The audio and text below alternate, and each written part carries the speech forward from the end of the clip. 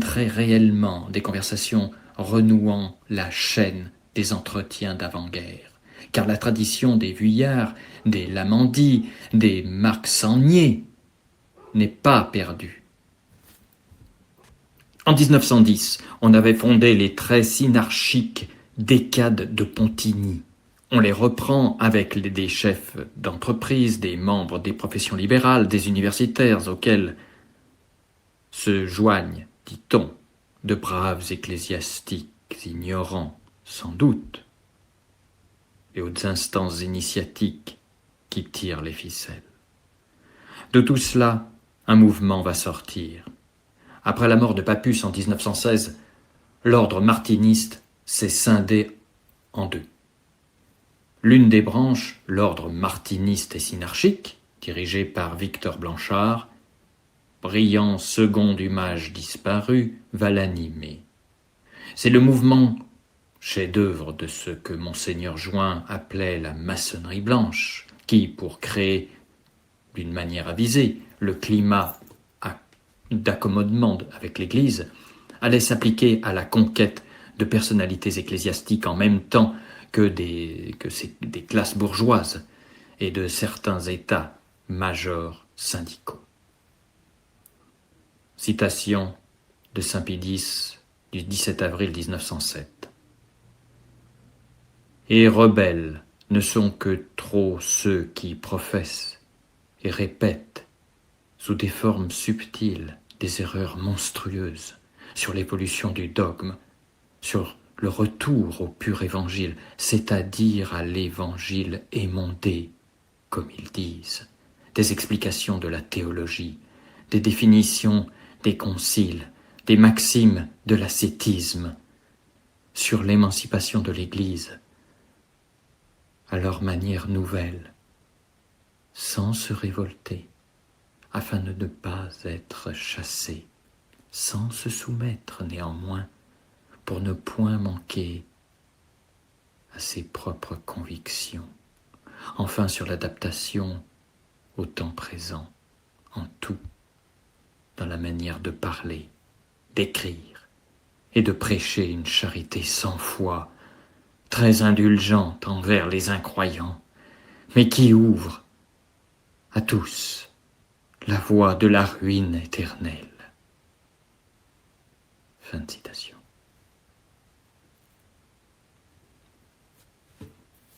Dans cette deuxième partie, nous allons décrire l'Église dans le plan du pacte synarchique.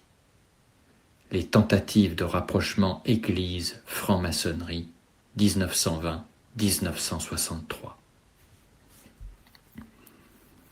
Les entretiens d'Aix-la-Chapelle. Naissance du mouvement synarchique.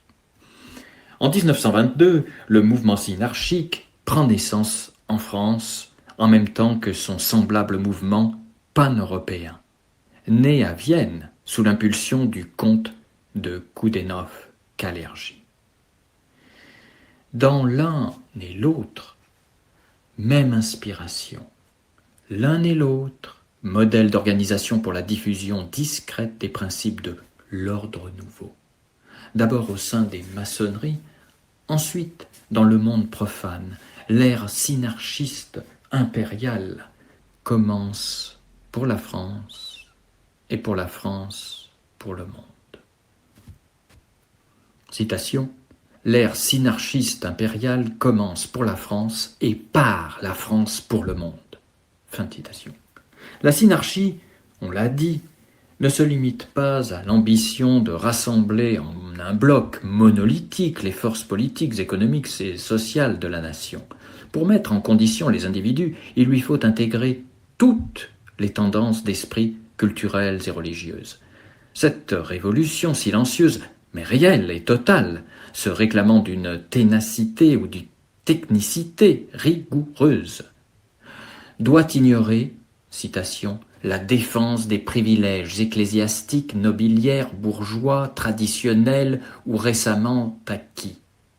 Fin de citation. De même que, citation, la subversion aveugle des forces du pays pour l'instauration de nouveaux privilèges prolétariens.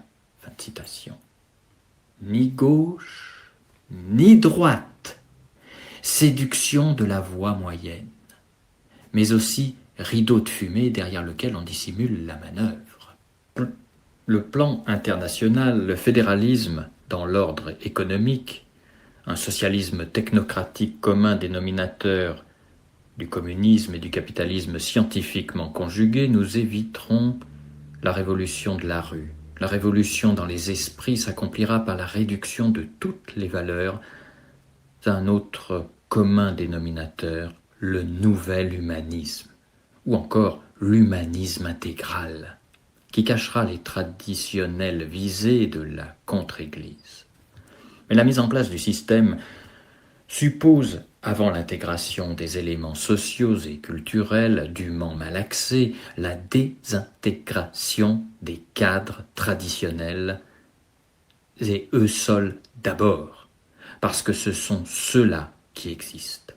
C'est l'application du vieil adage Rose-Croix, solve coagula, c'est-à-dire dissout et puis rassemble. Au point de vue spirituel, l'entreprise s'avère délicate. Les basses maçonneries, elles-mêmes furieuses, offensives, les basses maçonneries elles-mêmes, celles de la Grande Loge de France et du Grand Orient de France, n'y sont pas préparées. Elles s'arrêtent encore à une furieuse offensive contre l'Église vis-à-vis de laquelle la Grande Guerre de 1914-1918 a pacifié les esprits. Après l'armistice, l'élection du bloc national, de la chambre bleu horizon, comme on dit, est un signe efficace d'une compréhension mutuelle au niveau de la nation qui rend possible une renaissance religieuse déjà visible. Tel n'est le goût ni de la Grande Loge, ni du Grand Orient. Citation. N'hésitons plus à faire la guerre à toutes les religions. Fin de citation, dit la première en son convent de 1922. Citation. Reprenons l'âpre combat de toujours aux cris renouvelés de Voltaire, écrasons l'infâme. Fin de citation, ajoute le second la même année. Ces déclarations de guerre ne sont pas platoniques. Après la chute du bloc national, la reprise des luttes d'autrefois contre l'école libre, pour l'école unique, contre les religieux rentrés en France, amène d'ailleurs des résultats utiles par la division qu'elle sème tout autant que par l'impulsion donnée à la politique d'extrême gauche et à l'internationalisme grandissant. La désagrégation de tout jusqu'à la guerre de 1940 suit une voie descendante, jalonnée par les désaccords des anciens alliés, par les troubles communistes, le Front populaire, etc. Cependant, la tâche la plus ardue est de faire comprendre aux maçonneries bleues le jeu subtil de l'intégration de l'Église dans le système, et celui-ci pose à la fois la nécessité de désunir les catholiques tout en tenant la main à l'Église. Cette nécessité est d'autant plus pressante qu'il incombe à la synarchie de faire disparaître dès maintenant, afin de favoriser dans l'avenir de fructueux contacts, la méfiance légitime qui pèse encore sur la franc-maçonnerie. Certes, ce travail délicat ne peut être confié qu'avec circonspection à des frères de maçonnerie bleue, dont les combinaisons journalières avec la politique soulèvent et vont soulever encore quelques scandales, dont il faudra d'ailleurs savoir profiter pour les amener à plus de souplesse. Avec raison, le maître Saint-Yves d'Alvèdre avait écrit dans La Mission des Juifs, citation, « Si l'on livrait aux mains des maçons et des badauds le plan architectural et son exécution, jamais le monument ne s'achèverait. » Fin de citation. C'est donc dans le cercle très fermé des sectes comme le martinisme ou les maçonneries de haut grade, tel le Suprême Conseil de France, que s'élabore la tactique. Quelques années encore seront nécessaires avant que n'émergent les grandes lignes du système sous la forme de la politique internationale du pacte de Locarno, d'un planisme économique avec ses ententes industrielles, ses offices d'organisation du travail, et, au point de vue religieux, d'un spiritualisme œcuménique par-delà les religions. Mais déjà le travail souterrain se poursuit selon la double méthode de la dislocation et des rapprochements.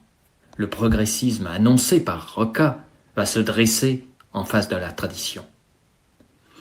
Dès la même époque, en 1921, circule sous le manteau dans les milieux modernistes un mémoire anonyme, le Mémoire sur la Sapinière, qui va devenir le cheval de bataille des catholiques passionnés pour un ordre nouveau au nom duquel on déplore les retards de l'Église et l'urgence de la mettre dans le sens de l'histoire.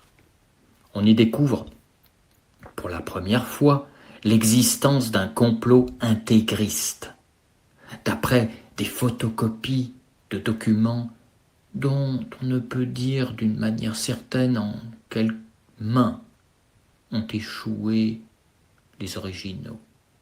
L'histoire est assez connue pour que nous ne nous y arrêtions pas. Mais 2 ans plus tard, dans une revue Le Mouvement des idées et des faits, nouvellement créée par l'abbé Lugan, la publication du mémoire attire autant plus l'attention qu'une large diffusion dans les milieux ecclésiastiques n'y provoque pas seulement un éveil de sympathie vers la gauche, un esprit de division assez agressif, mais aussi un rassemblement des modernistes pratiques.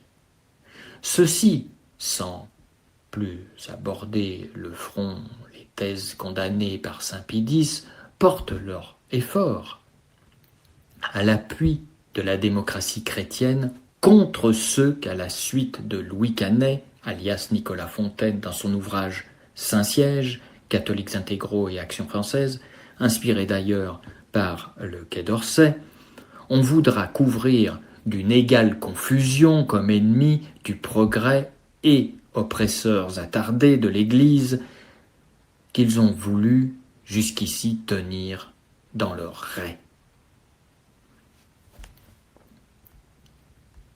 La franc-maçonnerie est un mythe. Nous n'aurions pas eu lieu de mentionner le mémoire si quelques circonstances de cette affaire ne ramenaient notre attention vers le nouveau christianisme des sociétés secrètes. Non pas que l'abbé Lugan, fondateur et directeur du mouvement des idées et des faits, en fut un adepte, mais parce que dès 1910, nous le voyons, collaborer aux entretiens idéalistes fondés 4 ans plus tôt par Paul Vuillot. Paul Vuillot, qui multipliait ses professions de foi catholique, étalait dans sa revue et dans les cours-conférences qu'il prononçait à la Société théosophique et à un ésotérisme chrétien au plus proche de la gnose. Il réunissait ses amis et collaborateurs dans la confrérie rosicrucienne de la Rosace, qui se donnait à l'art religieux. Paul Vuillot n'était pas, sur bien des points, éloigné des théories de Victor Blanchard, présidant avec le mage Papus les congrès de l'Alliance spiritualiste et qui allait devenir, après la guerre, le grand maître de l'ordre martiniste et synarchique. Les pages des entretiens idéalistes étaient donc, en 1910, largement ouvertes à l'abbé Lugan. Quelle ironie des choses! Ce prêtre apportant le concours de sa plume et le prestige de son sacerdoce à une revue ésotérique, pour ses campagnes en faveur de la démocratie, ce prêtre qui n'allait pas tarder à entrer en composition avec des francs-maçons dans une union de libres penseurs et libres croyants, insérait dans sa propre revue en 1923 un mémoire anonyme accusant des catholiques qu'on appellera intégristes de former eux-mêmes une société secrète. Il est vrai que l'exploitation de ce coup audacieux devait marquer des points. Parmi les plus visés, Monseigneur Join et sa savante Revue internationale des sociétés secrètes, qui ne cessait depuis 1912 de dénoncer le complot, le vrai celui-là, de la maçonnerie contre l'Église et ses infiltrations en milieu catholique était alors l'objet de ce retournement de la vérité. Si ces francs-maçons n'étaient que sectaires, bourrés de partis pris, partisans, ligués contre les loges, n'était-il pas temps de faire cesser ce scandale ? Voilà justifié l'amorce des tentatives de rapprochement entre l'Église et la franc-maçonnerie. Calomnié. À côté du père Desbucois, directeur de l'Action populaire de Reims, qui passait pour être, sinon l'auteur du mémoire, du moins pour avoir donné des photocopies des documents au rédacteur, il y avait un de ses amis et collaborateurs, le père Berthelout, comme lui, de la Compagnie de Jésus. Les contacts habituels de ce dernier, depuis 1907, et peut-être avant, avec des frères de différentes loges, l'induisaient à penser que tous n'étaient pas des sectaires anticléricaux, que beaucoup s'égaraient de bonne foi dans l'idéalisme humanitaire, que certains même, par leurs qualités naturelles et leurs œuvres, loin de mériter personnellement les accusations portées contre l'ordre maçonnique, avaient droit à des égards. Jusqu'ici, pas d'erreur. Léon XIII l'avait reconnu. L'expérience l'atteste. Mais, comme presque tous les ecclésiastiques fourvoyés dans ce genre de relations, il en retirait l'illusion de l'utilité des tentatives de réconciliation de l'Église avec la maçonnerie.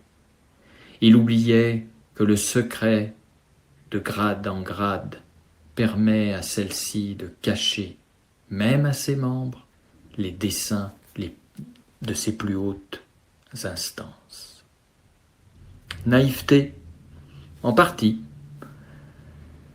mais aussi irénique obsession d'une plus grande Église, composant avec le socialisme, la démocratie du sillon, tous les spiritualistes, qu'ils le soient à la manière d'Oswald Wirth, du Mahatma Gandhi ou autrement.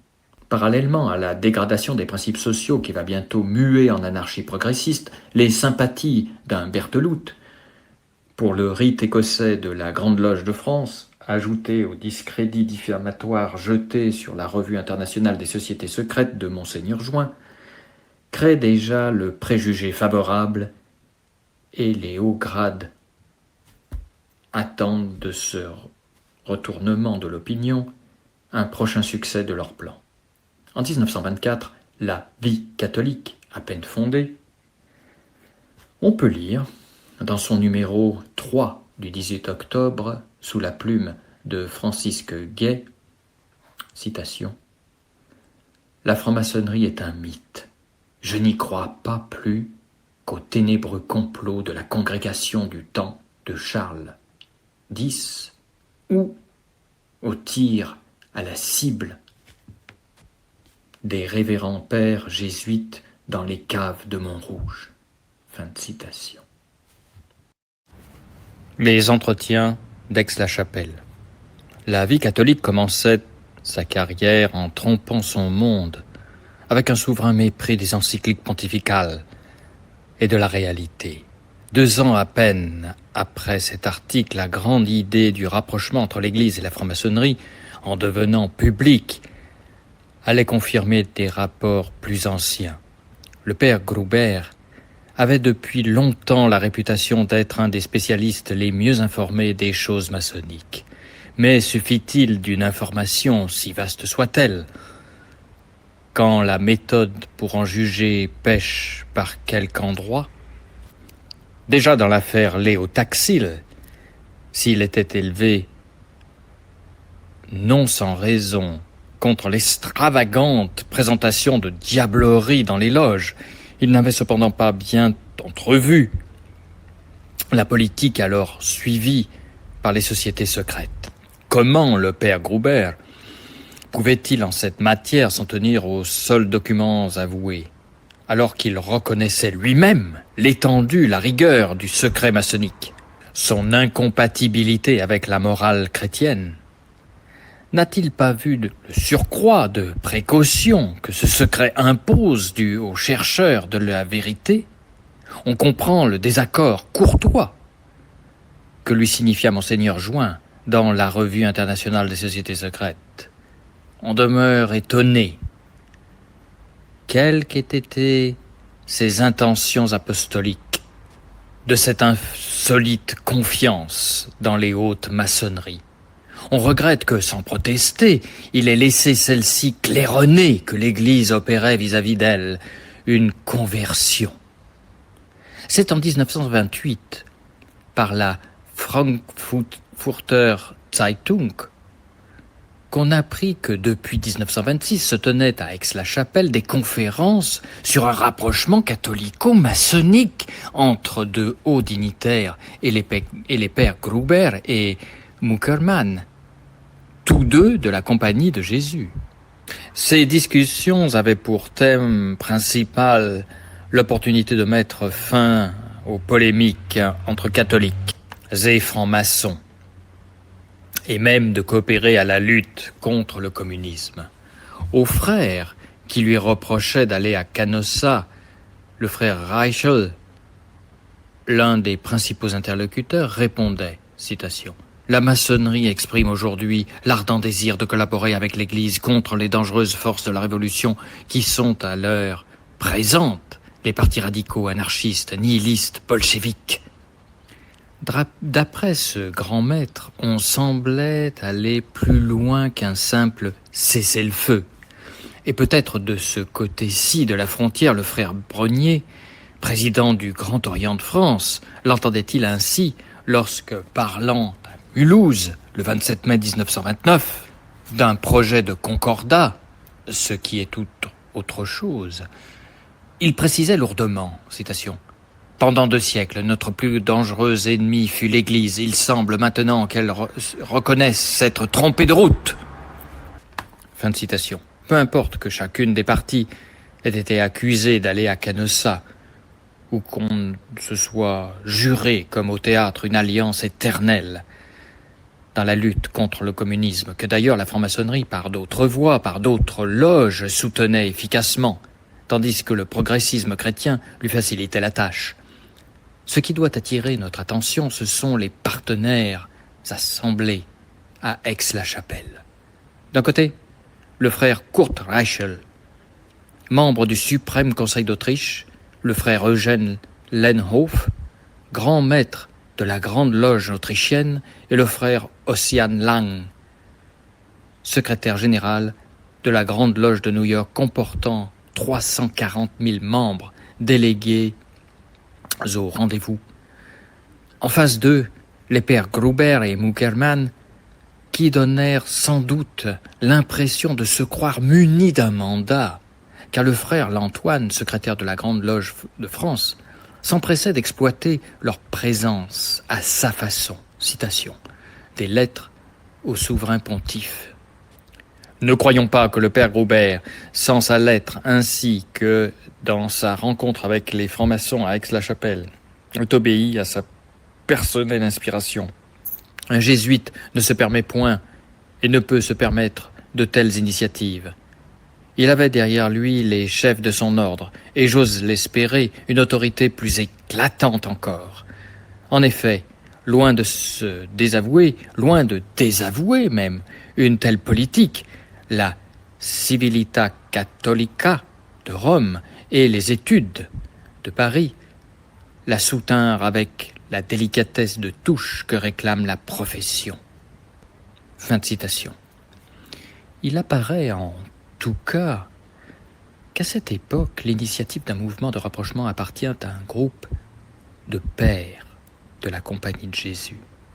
et à de très hauts dignitaires de la maçonnerie du rite écossais ancien et accepté. Aux pères Gruber et Mukaman, il faut ajouter les pères Gerrans de Brême et le père Massé en France, dont des déclarations à la presse répondent en écho aux entretiens d'Aix-la-Chapelle.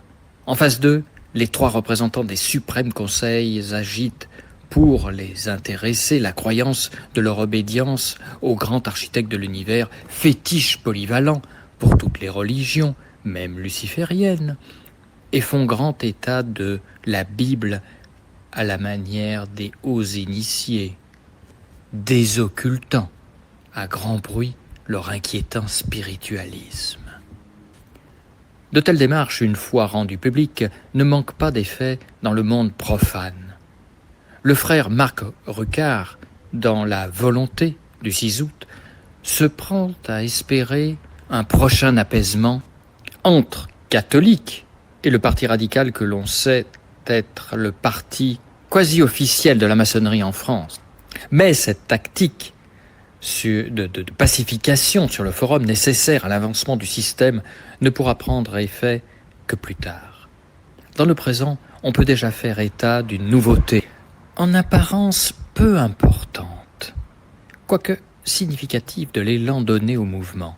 C'est l'union des libres penseurs et libres croyants, où l'on remarque les frères Ferdinand Buisson et Pécaud, 2 vétérans de la laïcité agressive qui s'y trouvent tout à coup miraculeusement adoucis avec Gide, Guignebert et encore les frères Lantoine du rite écossais, Grande Loge de France, et le Bay, ancien président du Grand Orient de France.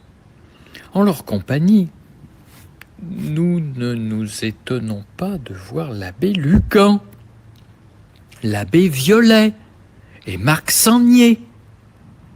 Comme par hasard, cette union se formait après la parution en 1926 d'un livre du frère Isoulet, professeur au Collège de France, intitulé « Paris, capitale des religions ». Dans ce livre, il préconisait la formation d'un cartel des croyances. Nous arrivons donc à un moment où les mises en garde pontificales touchant la maçonnerie, la vigilance catholique, la vigueur des principes et l'esprit des concessions futures vont aller se mêlant dans une sorte de vision progressiste de fondu enchaîné. Citation du journal La Croix, le 11 septembre 1929. Chez nous, il se prépare un Locarno des consciences, qui ne sera pas le résultat d'une bataille méchante laissant après elle des vainqueurs et des vaincus, mais un loyal accord par lequel les belligérants d'hier scelleraient d'une façon définitive le pacte d'apaisement et de libération. Fin de citation. L'abbé Desgranges, signant ces lignes, croyait-il si bien dire ? Le chemin était libre en effet pour l'offensive synarchique dont le pacte fondamental allait donner la formule de l'ordre nouveau, technocratique et intégrationniste. Le pacte synarchique. Et voici une grande fête maçonnique. En cette même année 1926, où le père Gruber commence ses conversations avec les grands maîtres, où le frère Isoulet expose son projet de cartel des religions, entrons à la loge Le Portique du rite écossais, dépendant de la Grande Loge de France. Le frère Tuileur, espérons-le, ne nous claquera pas la porte au visage. Nous ne voulons pas de mal à personne. Nos intentions sont pures, notre discrétion d'autant plus assurée que nous n'allons pas ce soir surprendre les secrets de la franc-maçonnerie chez elle, et qu'au demeurant, malgré notre désir, on ne nous en dira rien du tout. Rien, car nous n'assistons qu'à un banquet. Mais quel banquet! On le donnait en l'honneur du frère Lantoine, fondateur de la loge, et, par surcroît, secrétaire général, archiviste de la Grande Loge de France. Inutile de décrire la table ou de dire si les hydrophobes étaient en majorité, chose commune à toutes les festivités de ce genre. Mais le frère L'Antoine, pour sûr, était à l'honneur. Circulait dans l'assistance un spirituel album commémoratif le représentant en diverses circonstances déguisées en grec. En souvenir, oui, en souvenir de Zénon, le philosophe auquel les frères du Portique le comparaient volontiers, tant à cause du nom de la loge que des arcanes philosophiques où la spiralienne intelligence du héros de ce jour avait l'habitude d'involuer et d'évoluer. Barbiche au vent, péplum en loques et costume éculé, on le voyait sous un portique adossé à une colonne, pensant peut-être à Hiram couronné d'épines ou méditant sur l'œcuménisme de Saint-Yves d'Alvèdre. On le voyait aussi dans un tonneau, comme Diogène, à la recherche de la vérité, thème familier aux intellectuels de la maçonnerie et toujours d'actualité en vertu du principe qu'on ne la trouvera que lorsqu'on ne la cherchera plus. On l'y voyait enfin conduisant un disciple, l'endoctrinant sans doute sur le fait du Nazaréen qu'il déteste, l'accusant d'avoir posé les principes du communisme et du fascisme, du moins à ce que nous en dit le frère Duménil de Gramont, présent à ses agapes. Mais Zénon L'Antoine, tout à coup, retourne son péplum.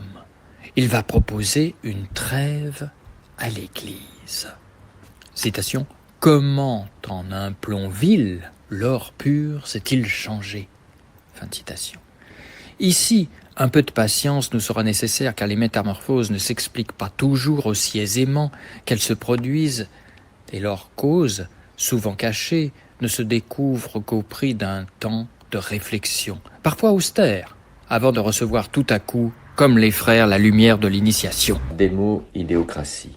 Vers 1935 apparaît le pacte synarchique pour l'Empire français, document très secret dont une page de garde porte des menaces contre quiconque serait convaincu de sa détention illicite. En 13 points et 598 articles, on y expose techniquement la planification générale de la nation, du continent, de la planète, et à tous les points de vue, depuis le gouvernement mondial jusqu'aux entreprises, aux syndicats et aux religions.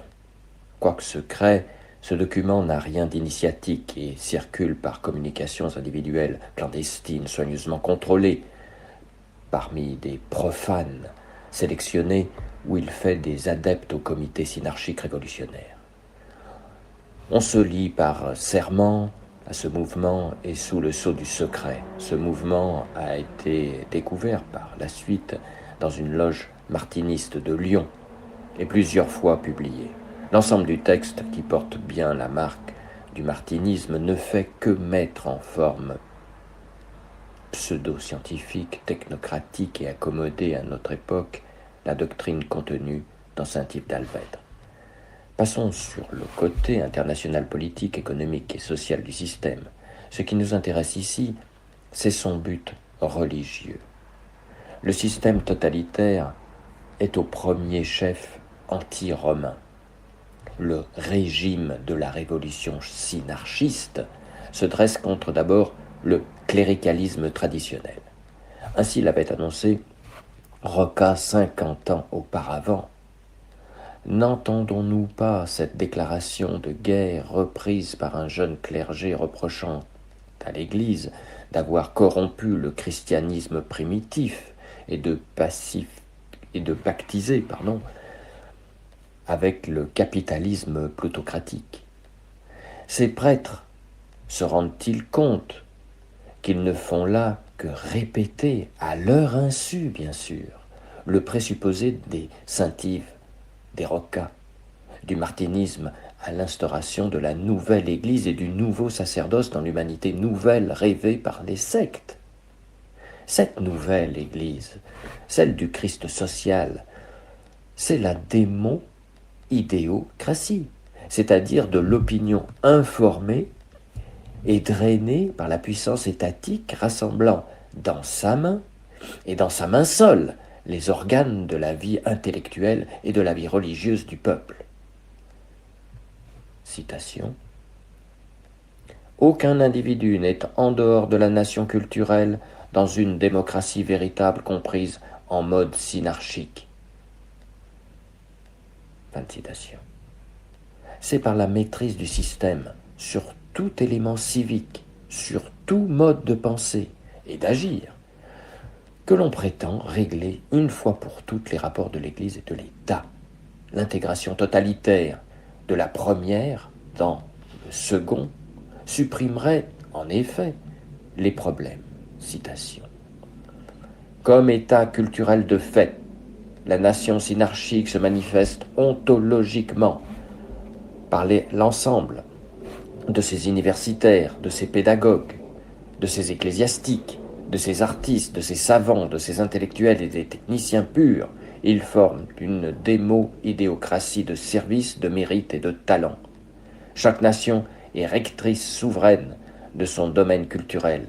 La pleine synarchisation de l'Empire français nécessite la réforme du régime culturel pour instaurer l'ordre culturel de chaque nation dans l'Empire.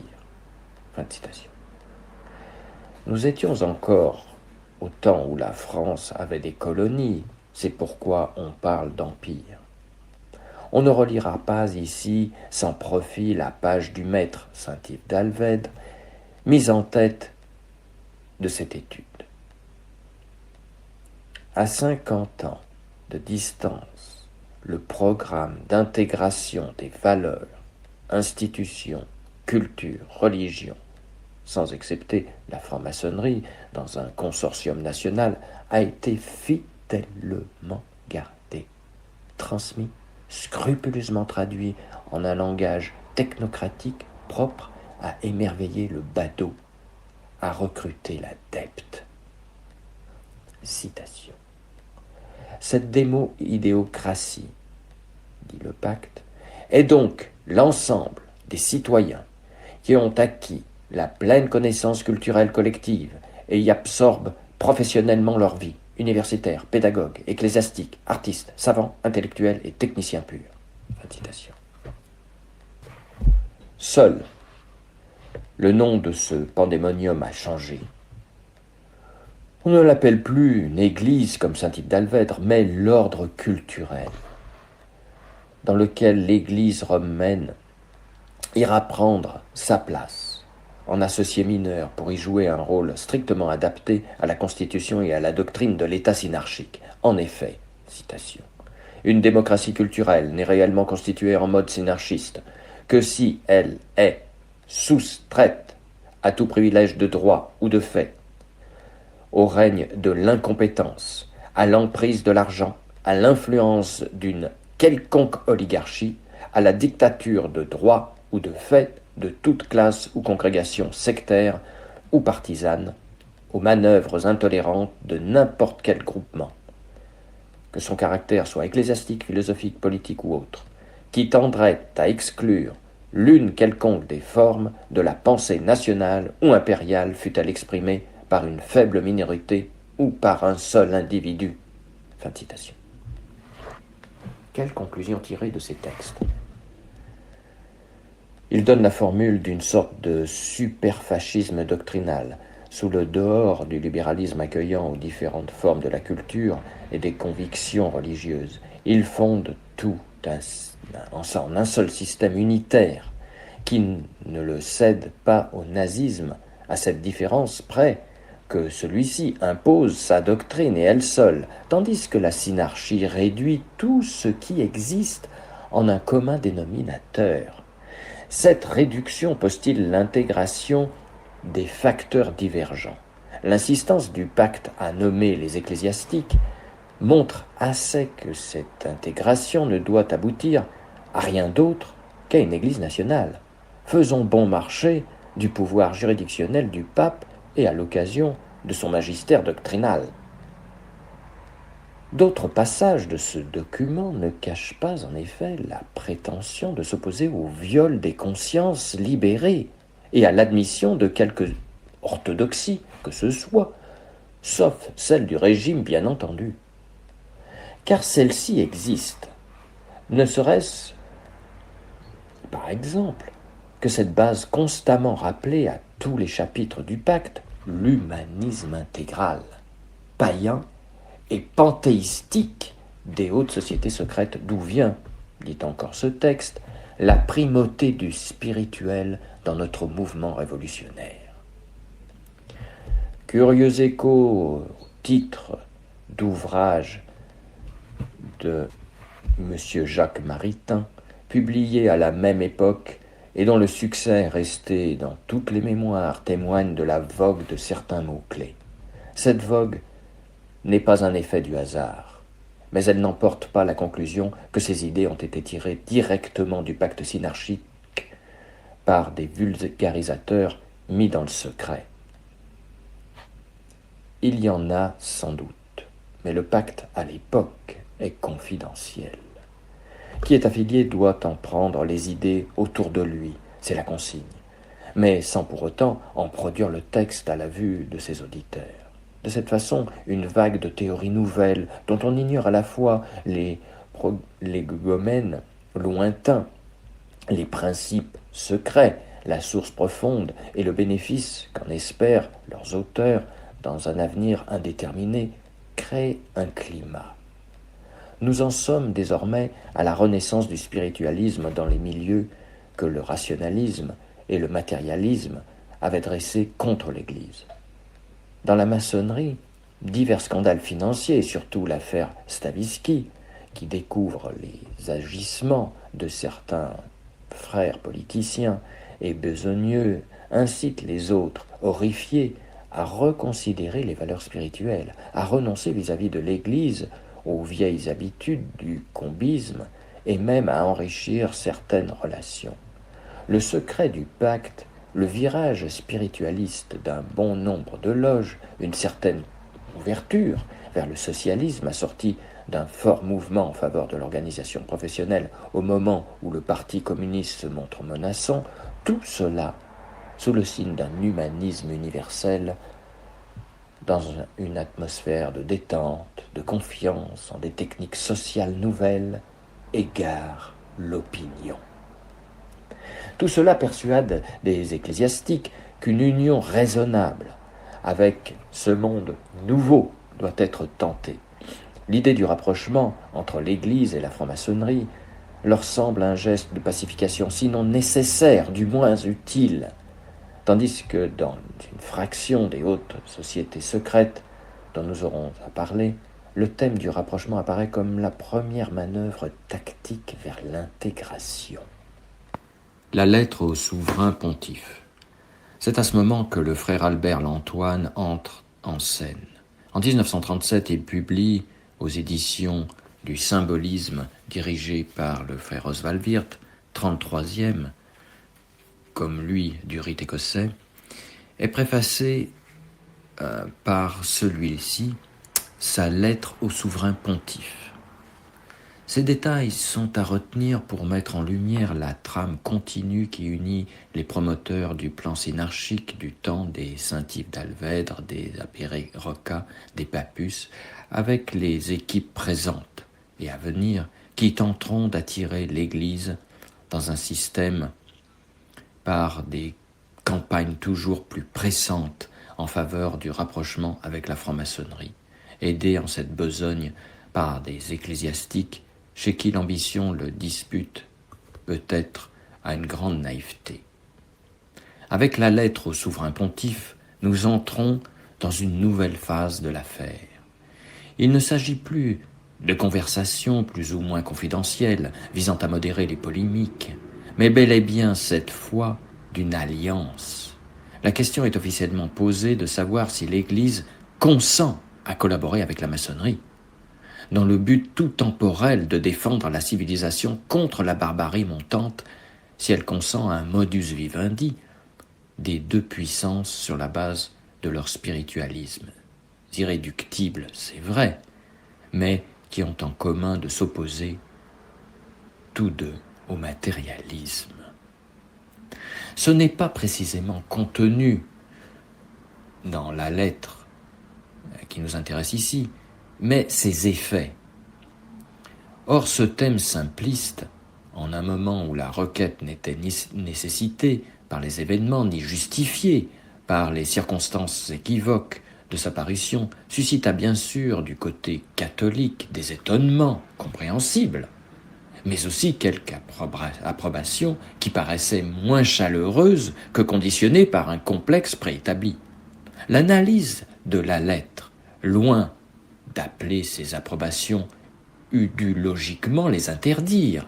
Le ton général en est insolent, malgré l'offre du cessez-le-feu, qui d'ailleurs s'accompagne des vieilles accusations maintes fois reprises contre l'Église, l'Inquisition, son esprit de domination, son intolérance, sa doctrine bien éloignée, paraît-il, du christianisme primitif, sans oublier l'assaut habituel contre les anti-maçons de la Revue internationale des sociétés secrètes, ou d'ailleurs. On nous permettra donc de nous étonner à notre tour, non pas de la lettre du souverain au souverain pontife d'Albert l'Antoine, formule reprise de l'ex-chanoine Rocca, mais de la réponse que le père Berthelout y fit en septembre 1938 dans la Revue de Paris. Dirons-nous que le zèle sacerdotal du père Berthelout pour la conversion des francs-maçons fait quelques doutes? Certes non. Mais nous avons le droit, nous estimons même avoir le devoir de trouver étrange et de ne pas approuver sa façon de l'exercer. Le père Berthelout donne l'impression que de trop assidue fréquentation des frères parmi lesquels on rencontre assurément des hommes de valeur et de caractère sympathique, l'ont habitué à juger, à travers ces hommes, une institution qui les conduit comme des aveugles vers des buts toujours plus lointains qu'ils ignorent. Mais il en est d'autres qui connaissent ces buts, et nous n'hésitons pas à dire qu'en l'occurrence, le père Berthelout cautionnait, en somme, une opération politique, car il s'agissait d'une opération politique, pas de celle dont on avançait ostensiblement les motifs, dont on invoquait l'urgence. Une foncière opposition au communisme qu'eût été valable en soi, appuyée sur les raisons minima du droit naturel, n'existait réellement ni chez les martinistes inspirateurs du pacte synarchique, ni chez les hauts maçons gagnés au mouvement. Après avoir repoussé toute imitation étrangère, le pacte ajoutait « Par contre, nous reconnaissons que le bolchevisme convient actuellement aux peuples eurasiens, comme le fascisme aux peuples italiens, comme le nazisme aux peuples germaniques, comme le parlementarisme aux peuples britanniques, etc., et que chacun de ces régimes paraît bien être la raison d'être de la puissance de l'Empire au sein duquel il est né et se développe. » Fin de citation de la lettre. Et nous venions d'assister aux efforts du groupement Table ronde et Front commun, où la franc-maçonnerie jouait un rôle actif, rassemblant les forces de gauche dans une action qui se voulait parallèle à celle du Frente Popular espagnol. Cette opposition résolue n'existait pas davantage dans la partie de l'opinion catholique menée par une minorité tapageuse d'intellectuels et d'ecclésiastiques. Nous étions au temps de l'aube de Francisque Gay, de temps présent succédant à Seth, s'aborder à la suite des observations du Saint-Siège, de Terre Nouvelle et des sympathies bruyamment exprimées de George Hughes envers le Front populaire. Duménil de Gramont, grand maître de la Grande Loge de France, renvoyant la balle, écrit, citation, « Il est assez piquant de constater que si le père Berthelout, dans la Revue de Paris, tend aux francs-maçons une main timide, certains ecclésiastiques non moins qualifiés manifestent au communisme, même lorsqu'ils combattent théoriquement sa doctrine, une sympathie autrement chaleureuse. » Fin de citation. Et là-dessus, de citer Daniel Rops, le père Ducatillon, dominicain, le père Villain, jésuite, qui, ignorant sans doute ou insoucieux de la Ligue des athées, soutenue par les soviets, ne critique le communisme qu'avec une complaisante admiration. Citation. Le communisme est une religion extrêmement vivante, une religion qui réellement cherche à conquérir toute l'humanité, une religion d'apôtres. Fin de citation. Qu'il ne peut s'empêcher de comparer aux premiers chrétiens. Pour un peu, la comparaison rejoindrait le jugement du chanoine Rocca. Citation. Karl Marx et Bakounine ne m'apprennent rien en définitive, si ce n'est qu'ils sont au fond plus chrétiens qu'ils ne se le figurent d'eux-mêmes. Tout ce qu'ils ont publié est dans nos saints livres. Fin de citation, la crise fatale. Le père Villain était directeur de l'Action populaire qu'avait précédemment animé le père Desbucois, tandis que le père Berthelout continuait ses actives relations avec le rite écossais. Alors, le motif du rapprochement Église-franc-maçonnerie, basé sur la lutte anticommuniste, n'était pas le vrai. Était-ce apaisement des cœurs, assoupissement des nerfs, inclinant la maçonnerie? Nous ne dirons pas un canossa impensable, mais à la recherche d'une mutuelle compréhension, ou tout au moins à la satisfaction d'un désir quasi unanime du rite écossais qu'avec candeur le père Berthelout estimait moins opposé que le Grand Orient à cette conversion insolite. Pas davantage. Le Grand Orient manifestait précisément à cette époque un regain de radicalisme intransigeant. À la Grande Loge de France, les frères furent aussi étonnés de la lettre au souverain pontife, que nombre de catholiques. Elle y fit même sensation, nous dit son grand maître Duménil de Gramont, à tel point qu'il se crut obligé, pour calmer les esprits, d'écrire 2 articles réticents dans le bulletin de l'ordre. L'ensemble de l'écossisme n'était pas disposé au rapprochement. D'où venait donc la proposition ? L'insistance d'Oswald Wirth dans sa préface à la lettre à nous dire que l'initiative de l'Antoine fut à la fois personnelle et celle de l'élite intellectuelle de la maçonnerie, désigne clairement une partie des hauts grades, et en particulier ceux du Suprême Conseil de France. 4 noms nous sont déjà connus.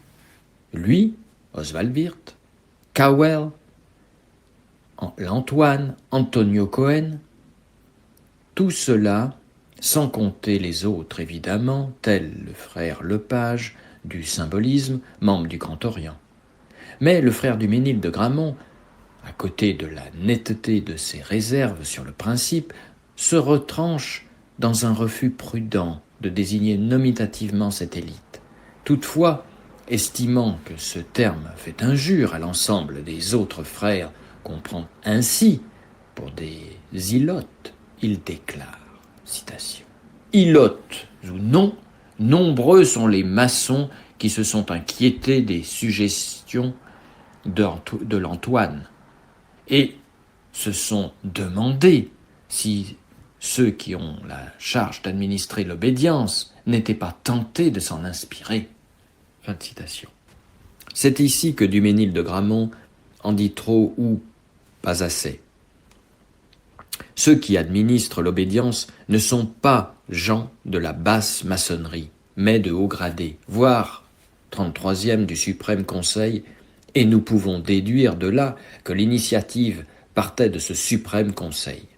Le frère Marcel Cowell, bien que modéré, aurait-il pu prendre sur lui la responsabilité d'appuyer de son autorité la lettre lancée dans le public. Oswald Wirth, qui n'eut jamais au Suprême Conseil un pouvoir de décision en rapport avec sa réputation de maître à penser, suivi par de nombreux disciples, eût-il pu le faire davantage? Quant à Antonio Cohen et à l'Antoine, le grand maître d'Huménil de Gramont nous apprend que leur conversion au rapprochement était assez récente. D'autant plus, oui, que l'Antoine nous dit toujours d'Huménil de Gramont, citation, « Il n'y a pas si longtemps, faisait profession non seulement d'anticléricalisme, mais d'antichristianisme. » Fin de citation. Y aurait-il donc eu chez eux une conversion rapide et spectaculaire aux yeux des frères épahis, sans qu'aucune puissance ne les ait déterminés à ce pas en avant, ni approuvé, ni même leur ait donné l'ordre de claironner le cessez-le-feu? Non. Rendons-nous à l'évidence.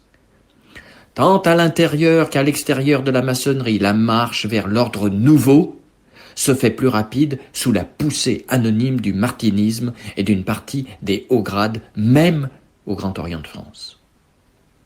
Dans les sphères politiques, Victor Blanchard, haut fonctionnaire de la Chambre des députés, 33e du rite écossais, 96e de l'ordre de Memphis, grand maître de l'ordre martiniste et synarchique, mais surtout autrefois brillant second du mage Papus, dont il a recueilli l'héritage avec celui de Saint-Yves d'Alvèdre, travaille avec Léon Blum et Spinas, et au noyautage du monde parlementaire de droite et du centre, propagande pour un socialisme technique, pour une planification économique, pour un essai d'organisation de grandes ententes industrielles sur les propositions de Flandin, Marchandeau et Spinas. Dans son cabinet ministériel figurait Coutreau. Au niveau des entreprises, Jean Coutreau, coryphée des technocrates, noyaute le patronat sur le thème du Comité de l'Organisation Scientifique du Travail, le CNOST, dont il est président. Grâce à lui et à ses synarques, un nouveau credo économique et social se propage de proche en proche. La science et la technique au service d'une concentration universelle et d'une hiérarchisation implacable opéreront le miracle de tout unir. Économie et culture dans un univers pacifié dynamisé au maximum. Cette foi nouvelle est présentée par des groupements diversifiés sous des formes appropriées aux différents milieux. L'ordre nouveau renverra au néant les oppositions sociales, raciales, religieuses, internationales. L'humanisme, son plus haut fleuron, en fournira la raison déterminante. Autour de Jean Coutreau, dont la mort mystérieuse, quelques années plus tard, au moment de la découverte du pacte synarchique dans une loge martiniste, indiquera le sens initiatique et les redoutables secrets, se pressent donc des catholiques. Au centre d'étude des problèmes humains, le père Teilhard de Chardin travaille côte à côte avec Coutreau, Aldous Huxley, le comte de Nouy et l'occultiste docteur Allendy. Les journées de Pontigny, fondées en 1910, où fréquentaient déjà, dit-on, des ecclésiastiques, reprennent très prisées, très suivies sous la direction de ceux qu'on appelle l'équipe synarchique de la banque Worms. Au groupe France 50, plus spécialement politique, le père Dillard, lui aussi de la Compagnie de Jésus, figure dans l'équipe directrice. Il y collabore avec Dautry, Marjolin, aujourd'hui de la Communauté économique européenne, Jox, dont le synarchisme n'est pas plus à dire que la réalité des accords d'Évian, troquant l'Algérie française pour le mirage de l'Eurafrique prévu dans le pacte synarchique. Des journaux spécialisés travaillent la pâte catholique pour l'ordre nouveau. C'est le titre d'un organe publié par Denis de Rougemont, dans lequel écrit Daniel Rops. Pour parler comme le synarchiste Abbé Roca, c'est un monde nouveau, une nouvelle terre que prêchent les dominicains de Juvisy dans La vie intellectuelle. Dans ce même moment, temps présent, terre nouvelle, pensent à l'instar du dit abbé et du frère Lantoine que le christianisme a été contaminé par l'histoire. On entend donc lui rendre sa pureté en le coulant dans le moule du progressisme. Et tandis que l'on combat les structures traditionnelles, on prétend leur substituer cet ordre nouveau, cher aux rédacteurs du pacte synarchique. Par une synthèse du genre hégélien, on affirme pouvoir étouffer les oppositions dans les liens de l'organisation apte à tout, polyvalente, car, pour dire encore comme le chanoine apostat Roca, citation, « un chrétien animé du pur esprit de l'Évangile concilie aisément tous les extrêmes sans cesser d'être orthodoxe, ou plutôt parce qu'il est orthodoxe. » Fin de citation. Et que faisait-on dans les loges ? Pour bien le comprendre, il faut savoir qu'en 1908, Papus et Victor Blanchard, en lançant les congrès spiritualistes, se proposaient à la fois de fédérer les sociétés secrètes, gnostiques, théosophes, kabbalistes, etc., et d'entreprendre à l'aide de ce regroupement la restauration du spiritualisme ésotérique au sein des grandes obédiences maçonniques, alors politisées, matérialisées à l'extrême. À l'heure donc qui nous occupe, une singulière offensive se dessinait au sein des loges pour les entraîner vers un syncrétisme doctrinal propre à réaliser l'emprise des hautes maçonneries sur l'ordre nouveau. Il fallait en premier lieu leur infuser le spiritualisme qui leur manquait, et sur ce point, on devait constater des résultats appréciables. En second lieu, il s'agissait de leur faire admettre l'idée du rapprochement avec l'Église, et nous savons que cette affaire, non seulement au Grand Orient, mais aussi à la Grande Loge de France, rencontrait de très sérieuses difficultés. Enfin, à supposer atteint ces deux premiers buts, le troisième consistait à amorcer une vaste campagne de propagande pour ce singulier œcuménisme de toutes les religions. Citation. L'Église universelle. Fin de citation. Selon la terminologie des congrès maintenant bien connus, l'Église catholique, entre guillemets, selon les termes audacieux de Saint-Yves d'Alvètre. C'était tout le programme de la contre-église synarchique, nouvelle église, à la recherche de laquelle Jules Romain consacrait un ouvrage qui ne fut pas sans influence dans les milieux catholiques et maçonniques. Voici par exemple, en ce qui concerne le travail entrepris, un fait des plus caractéristiques, c'est la création du Grand Prieuré des Gaules. Le frère Camille Savoir, membre du Grand Collège des Rites du Grand Orient de France, avait amorcé la propagande spiritualiste au sein de cette obédience réputée, à juste titre, la plus ouvertement anticléricale. Ces efforts ne furent que très partiellement couronnés de succès.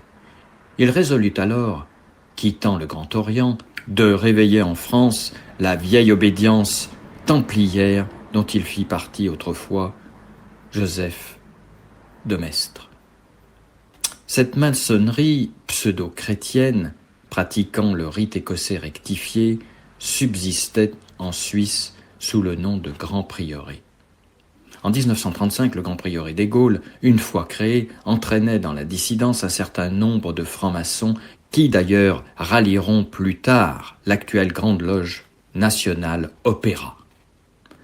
Pour le moment, le travail intérieur des hauts grades, et encore d'un cercle restreint parmi eux, s'accompagne au dehors d'une publicité silencieuse qui attire la sympathique curiosité des profanes avec lesquels on multiplie les contacts. Par exemple, on offre aux frères, en tenue blanche, fermée, une conférence d'Emmanuel Mounier sur les théories néo-catholiques, le sens de la vie collective suivant les doctrines chrétiennes, en 1939. Remarquons bien ici qu'il n'y a pas identité entre la doctrine catholique, tout court, et la pluralité des doctrines chrétiennes. Dans ces rapports s'engendre, dans le monde catholique, un phénomène d'osmose. De là aussi le succès croissant de notions vagues et malsaines pour la foi. Néochristianisme ou christianisme, des origines et surtout celle du progrès spirituel de l'humanité liée à l'évolution parée désormais de tous les caractères messianiques. L'évolution rédemptrice n'est pas une idée propre au père Teilhard Chardin. On l'a vu prônée par le chanoine Roca au beau temps de Saint-Yves d'Alvèdre. Puis, dans le pacte synarchique, dans une littérature maçonnique où fleurit la louange du père qui avait, aux yeux des adeptes, le mérite de démarquer les cosmogonies des sectes. Quel spiritualisme!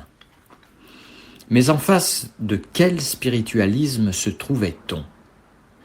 Les relations ecclésiastiques avec les de hauts maçons, qui en faisaient sincère ou feinte profession, passaient alors pour ouverture d'esprit large, intelligence des problèmes de l'heure. Nous avons souvenir d'un prêtre bien connu dans les milieux parisiens pour ses idées traditionnelles qui, malgré son opposition à la franc-maçonnerie, faisait l'éloge du frère Camille Savoir. Nous ignorons si le fondateur du Grand Prieuré des Gaules, aujourd'hui décédé, est mort dans le giron de l'Église. Ce qui nous importe ici, c'est objectivement l'œuvre du frère Camille Savoir, dont le retour au spirituel, malgré la publicité, n'était pas un retour à la foi catholique, mais une affirmation plus nette devant le matérialisme stérile de tant de francs-maçons, de la métaphysique très spéciale des hautes sociétés secrètes. Pour résumer sa position avec la brièveté qu'impose la présente étude, citons ce qu'il écrivait en 1939 dans la préface à un opuscule du frère Chevillon, grand maître de l'ordre martiniste. Citation. Ce livre constitue pour l'adepte un véritable catéchisme et un guide sur la route de l'initiation conduisant à la gnose, cette connaissance suprême qui ne connaît pas les limitations de connaissance. C'est en effet l'acquisition de la gnose qui constitue l'objet principal de l'institution, car